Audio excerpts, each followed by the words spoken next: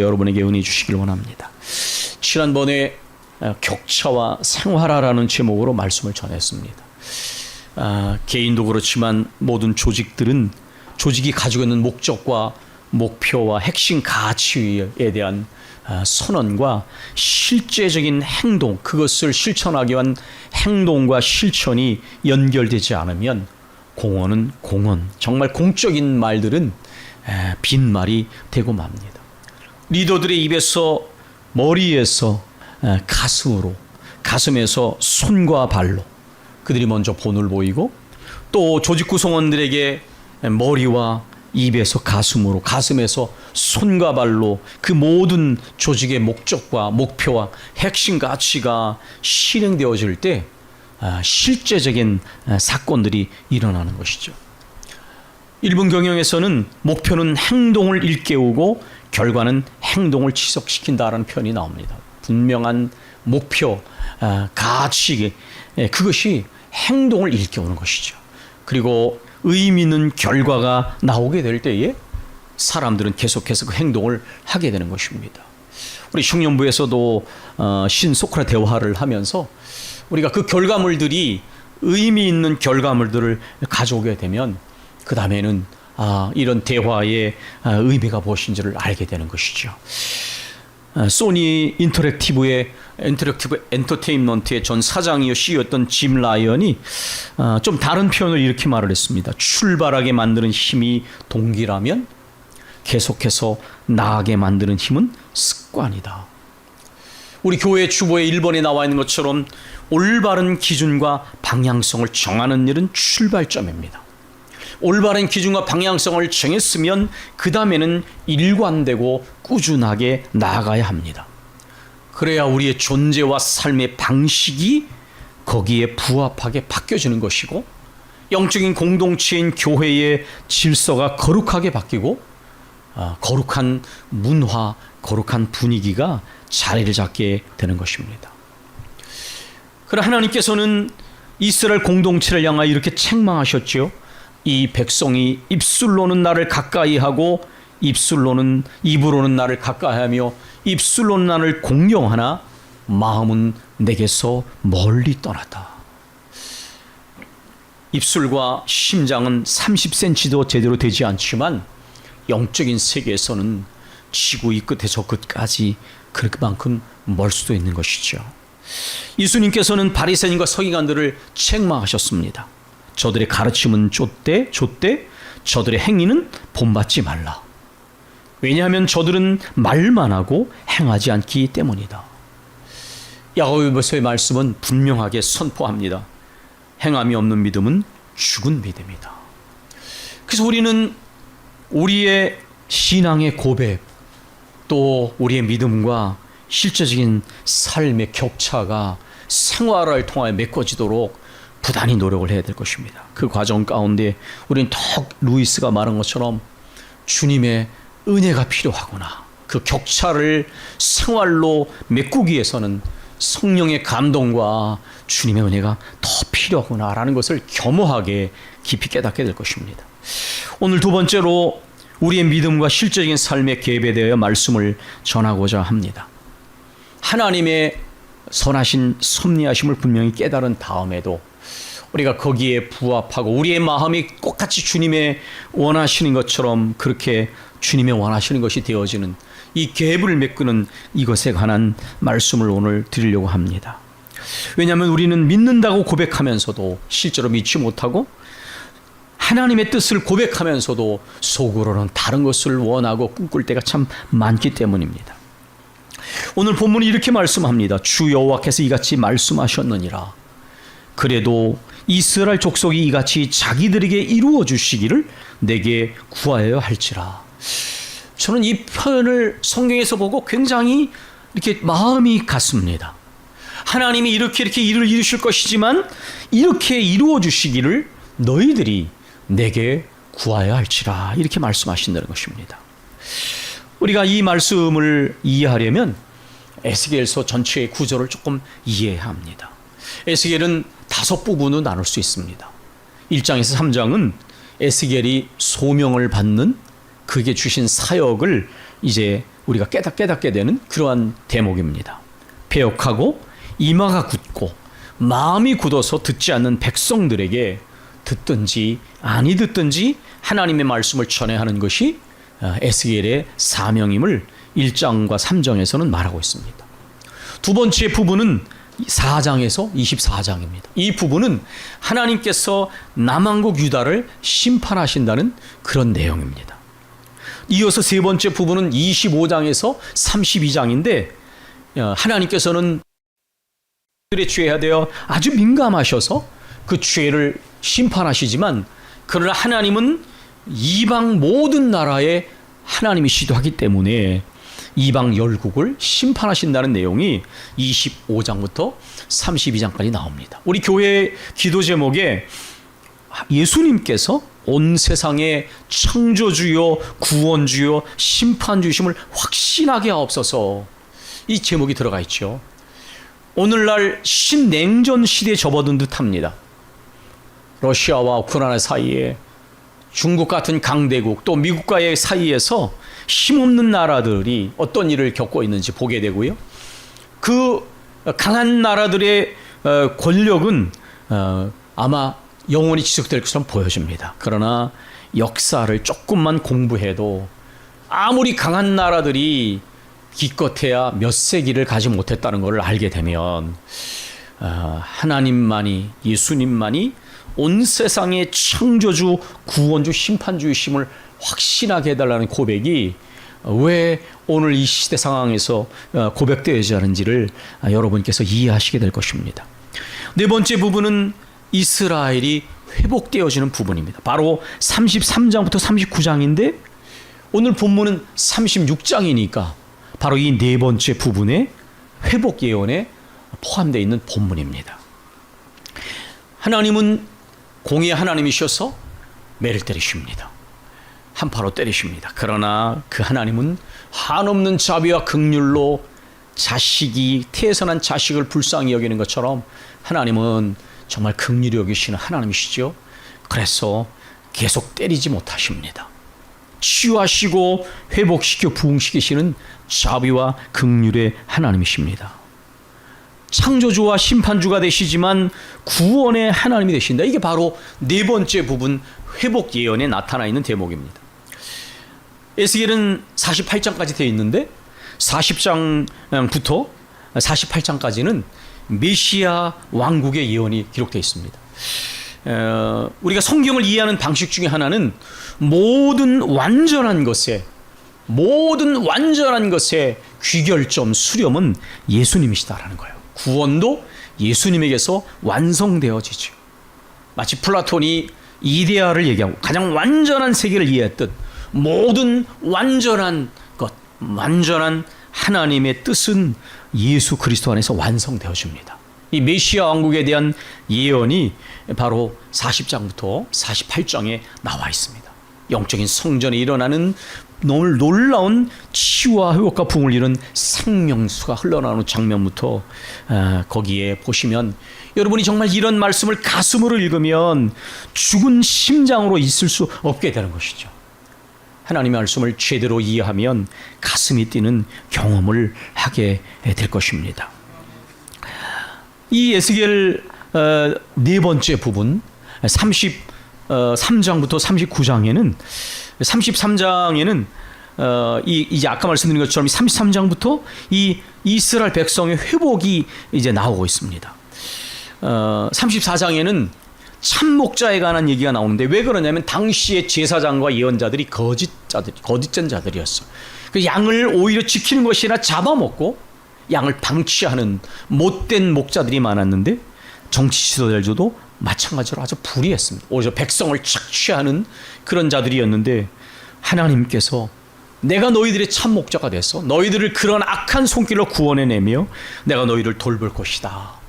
마치 시편 23편에 선한 목자 되신 하나님의 모습이 그대로 연상되어지는 장면이 34장에 나와 있습니다. 한번 성경을 이미 우리가 에스겔을 지나셨으니까 아마 보셨을 것입니다. 36장과 7장은 바벨론의 침략으로 인해서 황폐해진 땅, 그리고 포로로 끌려간 백성들이 다시 돌아와 그 땅에서 번영을 누린다는 내용들이 나와 있습니다. 그리고 에스겔 30장은 우리가 잘 아는 마른 뼈 환상, 너무 말라서 누구의 뼈이고 어느 뼈인지 모르는 뼈가 가득 차 있는 그 골짜기의 뼈들이 큰 군대로 회상하는 환상, 정말 가슴이 뛰지 않습니까? 이런 내용을 들으면 죽어서 죽음에 이르는 병에 걸려있는 절망에 처해 있는 백성에게 하나님이 그 마른 뼈들이 군대가 되어지는 환상을 통하여 하나님이 이스라엘을 회복시킬 거라는 예언의 절정이 이 31장에 나와 있습니다. 31장의 뒷부분에는 막대기 두 개가 합해지는 장면이죠. 다시 말해서 우리나라처럼 남과 북이 갈라져 있는 유다와 이스라엘이 다시 하나가 되어지는 다윗 왕권의 완전한 회복을 상징하는 내용이 거기에 나와 있습니다. 이것이 이제 배경적인 것인데, 말씀드린 것처럼 특이한 것은 하나님께서 이스라엘을 이렇게 회복시키실 때에 그 회복이 이루어지는 것이 하나님의 계획이지만은 너희는 반드시 그 회복이 이루어지기를 내게 기도해야 한다, 이렇게 말씀하고 계신다는 것입니다. 이건 아주 매우 주목할 만한 구절입니다. 왜냐하면 우리가 자칫 하나님의 주권과 섭리를 왜곡하고 오해할 만한 위험으로부터 이 구절이 우리를 지켜주기 때문입니다. 제가 신학대학원을 다닐 때 한 교수님이 이렇게 얘기를 했습니다. 그릇된 섭리사관은 아주 위험하다. 왜냐하면 섭리사관은 지나친 낙관주의를 조장할 위험이 있다, 이렇게 비판을 했습니다. 하나님이 모든 것을 알아서 해주실 것이니 그저 맡기고 우리는 아무것도 안 해야 되는 것처럼 생각하는 것은 섭리사관을 오해하는 것입니다. 이런 생각은 굉장히 위험한 것이에요. 때때로 그래서 믿지 않는 사람들이 우리를 볼 때에 쟤네들은 기도만 하고 인간이 해야 될 노력을 하지 않아, 그렇게 비판하지 않습니까? 그들은 치열한 경쟁사회에서 밤낮을 위해서 열심히 노력하는데 그리스도인들은 그렇게 치열한 노력 경쟁의식이 없다, 이렇게 비판하는 거예요. 이건 섭리사관을 잘못 해석할 때 나타나는 폐해 중에 하나입니다. 하나님께서는 에스겔 선지자를 비롯한 예언자를 통하여 하나님의 분명히 역사의 주관자가 되시며 모든 것을 섭리해 나가신다는 사실을 명확하게 선포하게 하십니다. 그러나 동시에 이 섭리에 대하여 하나님의 백성들이 분명하게 깨닫고 그 섭리의 거룩한 뜻이 이루어지기를 간절히 바라고, 동시에 그 하나님의 섭리하심을 이루기 위하여 순종함으로 최선을 다하기를 원하신다는 거예요. 우리가 해야 될 일이 분명히 있다는 것을 알아야 합니다. 예수님께서도 주기도문에 그래서 하나님의 뜻이 하늘에서처럼 땅에서도 이루어지기를 구하라고 그렇게 기도해서 가르치셨습니다. 이러한 하나님의 명령에는 하나님과 관련된 부분과 우리 자신과 관련된 부분이 함께 포함되어 있습니다. 36장을 읽다 보면 거기에 자주 더럽혀진 나의 거룩한 이름, 이런 표현을 하나님이 사용하고 계신 것을 봅니다. 21장 21절에서도 보면 그러나 이스라엘 족속이 들어간 그 여러 나라에서 거룩한 더럽힌 내 거룩한 이름을 내가 아껴노라. 22절과 23절에서도 이런 표현이 나오는데요. 이 아껴노라라는 단어는 히브리어 하말입니다. 이 하말이란 단어는 불쌍히 여기다, 긍휼히 여기다라는 문자를 가지고 있어요. 문자적인 해석을 넘어서서 해석하면 이런 거예요. 여러분, 인간 사회 속에서 도리를 중요하게 생각하는 사회에서는 사람들이 자기 명예를 굉장히 중요하게 생각해요. 가치가 무너진 사회 속에서는 뭐니 해도 머니가 최고여서 체면, 명분, 명예 이런 거 다 집어치우고 탐욕이 지배를 합니다. 그러나 도덕과 가치가 살아있는 사회에서는 돈보다 더 중요한 게 있다는 걸 알죠. 우리 각자도 마찬가지입니다. 사람의 관계보다, 가치보다 물질을 더 중요하게 생각하는 사람은 저급한 가치의식을 가지고 있는 사람이죠. 하나님께서는 사람보다 훨씬 더 당신의 이름이 더럽혀지는 것을 모욕적으로 여기신다는 거예요. 왜냐하면 그분은 하늘의 왕이시기 때문에 그런 것이죠. 존귀하신 하나님께서는 하나님의 택하신 백성이 범죄함으로 인해서, 그리고 또한 그들이 징계받음을 통해서 일시적으로라도 하나님의 이름이 더럽혀지고 모욕받는 것을 통분히 여기십니다. 그리고 하나님의 거룩한 이름에 대하여 그 이름이 다시 회복되기를 원하시는 것이죠. 주기도문에서도 이런 기도 제목이 있죠. 하늘에 계신 우리 아버지, 이름이 거룩히 여김을 받으시오며. 이것은 주문이 아닙니다. 우리가 이 고백을 끊임없이 하면서도 하나님의 이름에 욕되는 행동을 얼마든지 할 수가 있는 것이죠. 또한 36장에는 내가 여호와인 줄 알리라, 그들이 나를 여호와인 줄 알리라 라는 표현이 자주 등장합니다. 37절 하반절, 38절에서도 그런 표현이 등장하죠. 내가 그들의 수요를 양떼같이 많아지게 하되 제사드리게 할 제사 드릴 때에 양떼 곧 예루살렘이 정한 절기의 양무리같이 황폐한 성읍을 사람의 때로 채우리라. 이게 바로 회복과 부흥입니다. 그리한즉 그들이 나를 여호와인 줄 알리라. 하나님께서는 하나님의 백성들에게 하나님이 어떠한 분이신지를 분명하게 알려지기를 원하신다. 항상 성경의 알문, 하나님과 관련된 알문, 체험적인 알입니다. 유감스럽게도 예언서에 보면 그가 그때야 때로는 가로 열고 비로소 여호와인 줄 알았더라. 이건 뭐냐면 매를 맞고 고난을 당한 다음에 때늦게 하나님이 얼마나 두렵고 떨리는 하나님이시며 얼마나 긍휼과 자비 하나님이신지를 뒤늦게 깨달을 때가 많다는 말이에요. 바로 이것이 우리의 모습 아닙니까? 하나님을 만홀히 가볍게 대하며 두려워할 줄 모르고 그 한없이 기다려주시는 긍휼과 자비의 기다리심과 인내를 오히려 대수롭지 않게 여기는 신앙은 상당히 위험한 상태에 들어가 있는 거예요. 하나님을 향한 두려움과 그 긍휼과 자비의 한없는 자비와 인내를, 그 의미를 제대로 알 때 영적으로 살아있는 것인데, 바로 그때 하나님이 어떠한 분인지를 아는 일들이 이루어지는 것입니다. 우리 자신과 관련해서는 이렇게 단순히 왜 이런 말씀하시는가, 왜 구하라고 말씀하시는가, 이것은 바로 이런 위험이 있기 때문입니다. 우리는 상황에 매여 있는 존재들이에요. 그래서 우리는 언제나 주님을 우선한다고 말하면서도 사실은 상황이 우선이에요. 그래서 이 상황이 회복되고 외적인 부흥이 이루어지면 마음이 스물스물 풀어지기 시작합니다.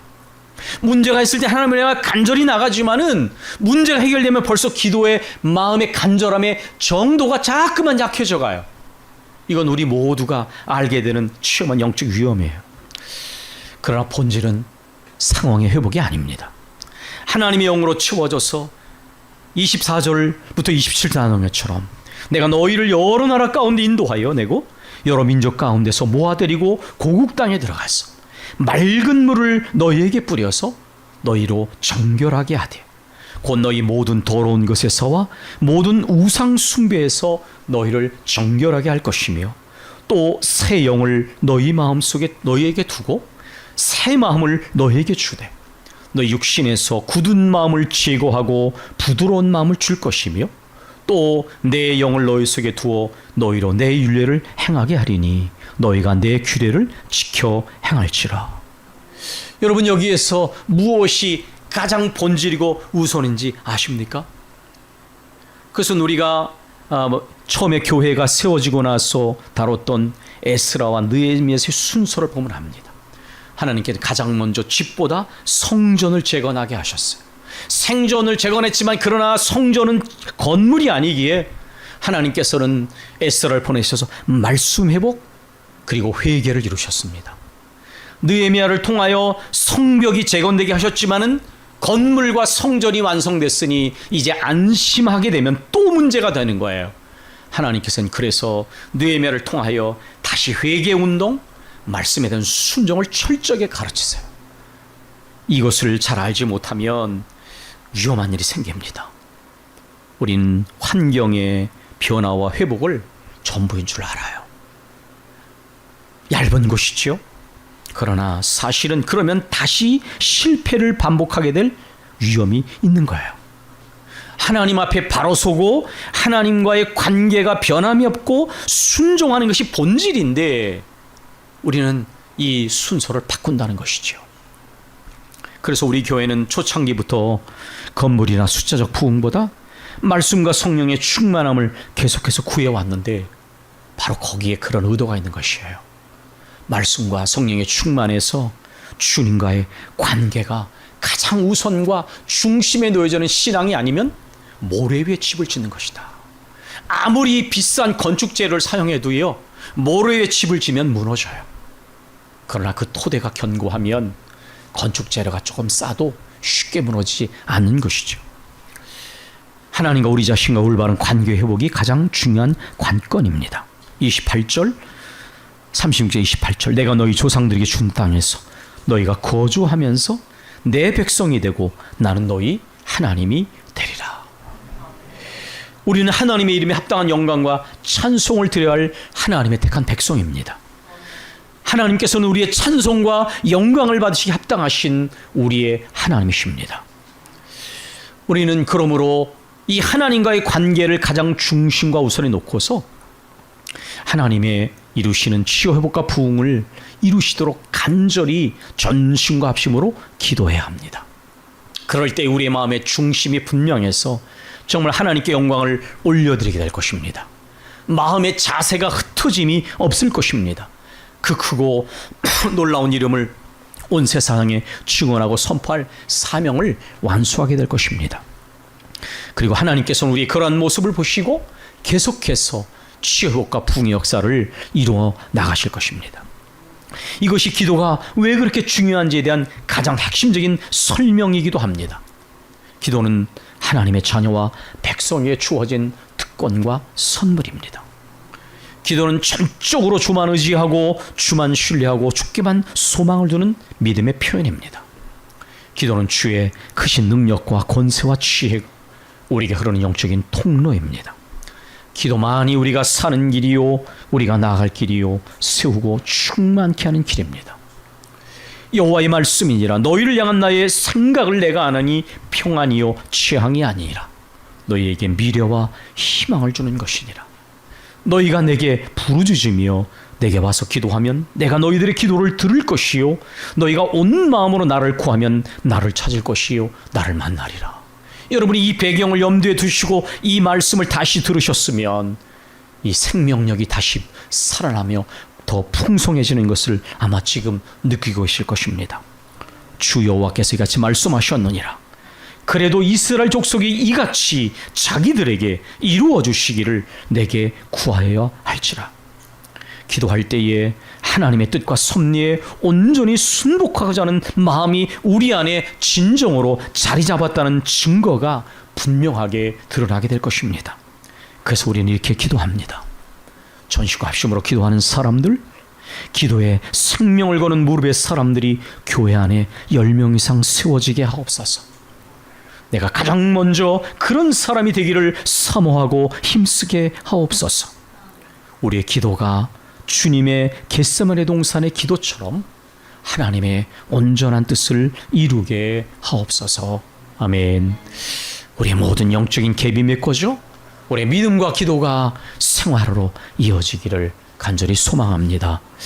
우리 기도하겠습니다.